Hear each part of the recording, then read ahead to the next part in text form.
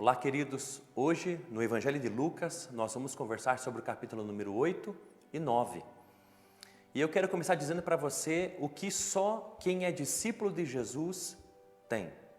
Isso está lá no capítulo número 8. No início desse capítulo, que coisa muito interessante, vai falar das mulheres que ajudavam a sustentar Jesus Cristo e seus discípulos com os bens que elas possuíam. Olha que interessante. Diz até nome dessas mulheres: Maria Madalena, Joana, que era mulher de Cusa, um dos administradores-chefes do rei Herodes. Olha que interessante. Só quem é discípulo de Jesus Cristo tem provisão, sustento.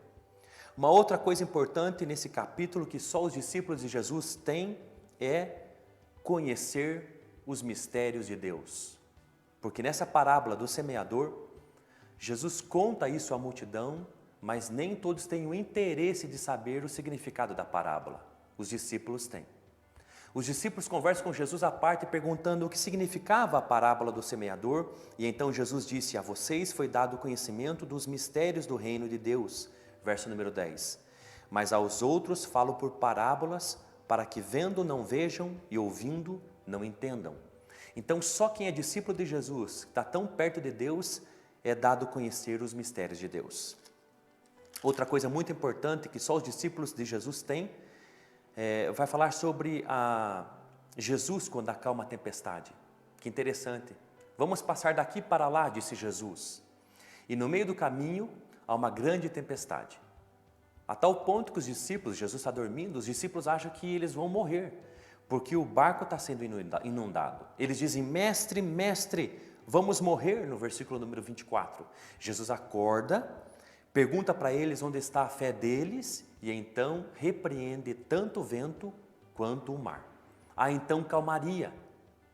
E nesse momento os discípulos que estão junto com Jesus no barco ficam espantados e admirados, como diz o verso número 25.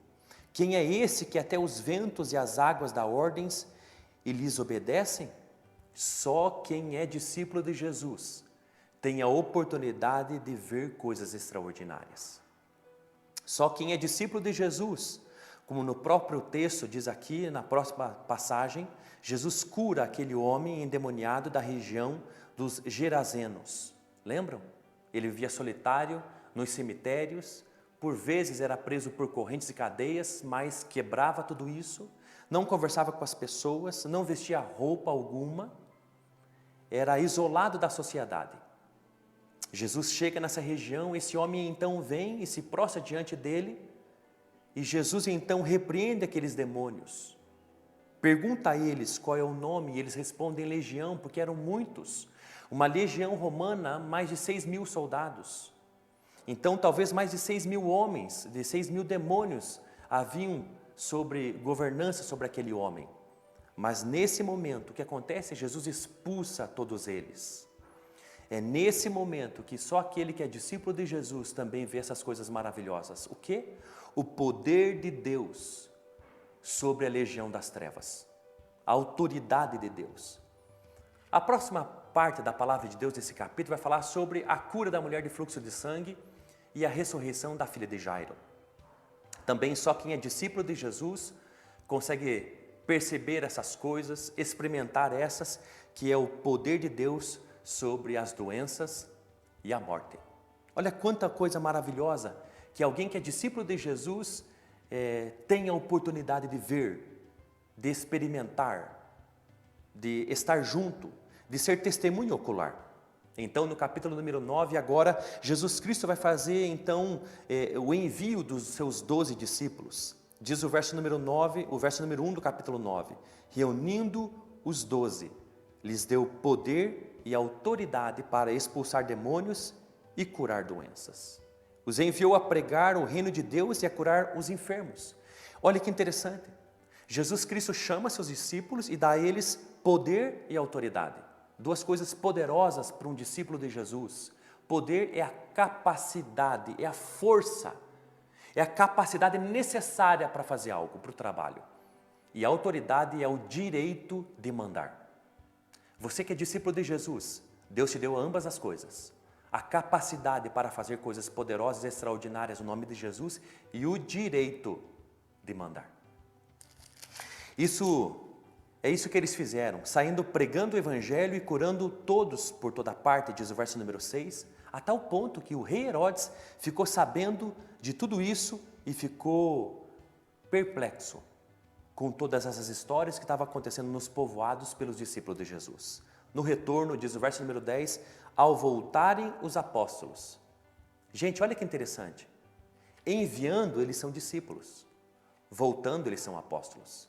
Olha que interessante.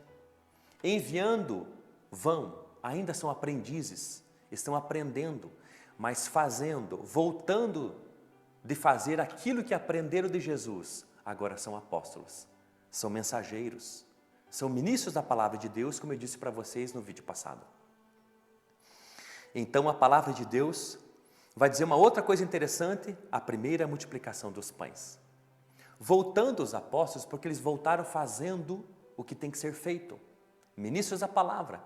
Mas nesse momento tem tanta gente perto deles, tanta multidão, mais de 5.000 homens, e os discípulos dizem, Senhor, manda que eles vão para casa ou para outro lugar para poderem comer. Jesus disse a eles, dei vocês mesmos a eles de comer. E então, os discípulos de Jesus dizem, olha, a gente só tem 5 pães e 2 peixes. E aí, então, a palavra de Deus diz, no verso número 15, mas ele, Jesus disse aos seus discípulos. Olha que interessante. Quando eles voltam de fazer algo, são os apóstolos. Mas quando Jesus tem que ensinar eles, são discípulos. Quando ainda a gente tem que aprender, a gente é discípulo, aprendiz. E quando a gente faz e realiza, a gente é apóstolo. Olha a importância dessas duas coisas fazerem parte da nossa vida cristã. Essa é uma vida cristã equilibrada. Continuamente aprendiz, aprendendo de Deus, mas continuamente fazendo e realizando aquilo que já se sabe, sendo mensageiro da palavra de Deus e do reino dos céus. Então vou para a parte final desse capítulo número 9, e então vai falar sobre a transfiguração. Jesus sobe também com alguns discípulos, 3, e lá então ele se transforma. O seu rosto, a sua roupa fica mais clara e branca do que o próprio raio. Imagine essa visão. Imagine Pedro vendo tudo isso. Jesus está conversando nesse momento com Moisés e com Elias. Os discípulos estão dormindo, mas eles acordam e têm aquela visão. Jesus transformado e as suas roupas mais brancas do que relâmpagos. Eles ficam maravilhados com aquela situação. Como que você ficaria? Então, Jesus disse aos seus discípulos, descendo do monte, ele diz, olha, os discípulos que guardassem isso para si mesmos e não contassem a ninguém o que tinham visto. Só quem é discípulo de Jesus conhece segredos espirituais. Eu fico pensando como que ficou o coração desses discípulos, de João, de Pedro, de Tiago, vendo coisas extraordinárias de Deus e guardando só para si. Quero terminar então falando sobre a oposição aos samaritanos. Eles passam por Samaria e os samaritanos sabem que eles estão indo para Jerusalém e não querem dar para eles o que eles precisam, seja o descanso, o alimento, o pouso. Eles chamam Jesus e dizem assim a Jesus, Senhor, queres que façamos cair fogo do céu para destruí-los? Olha que coisa interessante. Lá atrás, eles não sabiam como alimentar a multidão, eram discípulos. Depois da experiência do ID, eles já estão mais maduros e já se tornam capazes, ou se sentem capazes de orar e fogo do céu descer. Olha como a gente precisa crescer com essas coisas. Olha que coisa maravilhosa. Como eu chego nessa situação? Como que eu não sei o que fazer com pães e peixes para alimentar, mas num outro momento eu creio que posso orar e fogo do céu descer? Duas coisas que envolvem essa situação. Primeiro, você precisa cada vez mais ter experiências com Deus. E então você vai chegar um momento que vai crer que, se for necessário, orar e fogo do céu descer. A segunda coisa muito importante é que você precisa ser tomado por um sentimento. No caso aqui, foi um sentimento de indignação contra os samaritanos. E a gente, por muitas vezes, precisa ser tomado desse sentimento de indignação contra o reino das trevas, contra a miséria, contra a possessão demoníaca, contra o sofrimento das pessoas sem Jesus, para que a gente possa então fazer coisas extraordinárias. E então, o fim do capítulo vai falar sobre como é difícil seguir Jesus. Jesus chega para as pessoas e chama eles, olha, vem e me segue. Mas eles sempre estão dizendo, Senhor, deixa-me ir primeiro. Muitas pessoas têm a dificuldade de seguir Jesus e acham muito difícil seguir Jesus porque primeiro tem alguma coisa para fazer. Porque Jesus não é a coisa mais importante, não é a prioridade. Se você tem encontrado a dificuldade para seguir Jesus Cristo, saiba de uma coisa, a tua dificuldade é porque você tem outras coisas por primeiro. Torne Jesus Cristo a prioridade na tua vida e você vai entender que seguir Jesus não é tão difícil assim. Deus te abençoe.